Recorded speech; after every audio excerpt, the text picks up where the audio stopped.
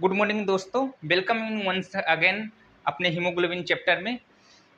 पिछले लेक्चर में हमने ये देखा था कि हीमोग्लोबिन की नॉर्मल रेंज कितनी होती है।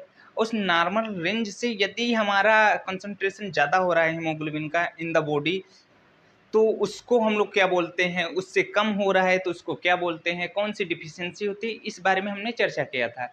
इस लेक्चर में हम लोग ये चर्चा करेंगे कि हमारा हीमोग्लोबिन है वो किस किस एटम से मिलकर बना है, कौन एटम कितना होता है ये देखेंगे, और उसका मॉलिक्यूलर वेट कितना होता है, और इसकी जो यूनिट होती है वे क्या होती है वे हम आपको बताते हैं। हीमोग्लोबिन का कंपोजिशन मतलब हीमोग्लोबिन में कौन कौन से आइटम इन्वॉल्व हैं इसको बनाने के लिए। तो सबसे पहले हम बात करेंगे कार्बन की। कार्बन जो होता है इस हीमोग्लोबिन में 4832 एटम होते हैं। हिम और हाइड्रोजन जो है 3016 एटम होता है। ऑक्सीजन जो है 780 एटम होते हैं। नाइट्रोजन जो है 872 एटम होता है। और सल्फर जो है 8 एटम और फेरस जो है 4 एटम। ये सब एटम मिलकर एक हीमोग्लोबिन का निर्माण करते हैं, मतलब कि एक हीमोग्लोबिन में इतने एटम्स होते हैं। और बात करें कि इसका मॉलिक्यूलर वेट कितना होता है, तो एक हीमोग्लोबिन का मॉलिक्यूलर वेट जो होता है 64,500 डाल्टन होता है।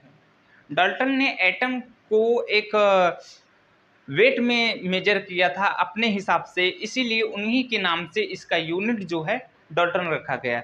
जैसे कि फोर्स की यूनिट न्यूटन है, न्यूटन के नाम के हिसाब से रखा गया है, उसी हिसाब ये जो मॉलिक्यूलर वेट है वे डाल्टन के हिसाब से रखा जाता है। इसका मेजरमेंट हम लोग डाल्टन में करते हैं। जैसे कि और भी कई साइंटिस्ट को के नाम से ही उनकी यूनिट का मेजर करते हैं, जैसे एम्पियर हो गए, उसी हिसाब से डाल्टन हो गया।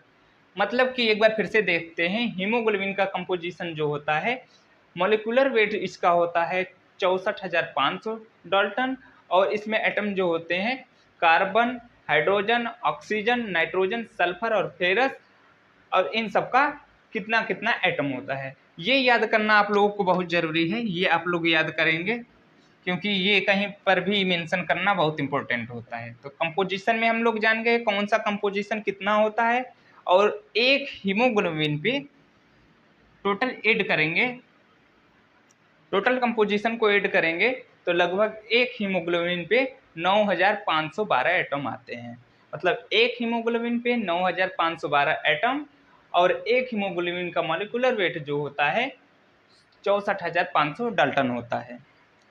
आई होप आप लोगों को वीडियो पसंद आया होगा और आपका कंसेप्ट क्लियर हुआ होगा। हम लोग मिलते हैं अगले वीडियो में अगला कंसेप्ट लेकर।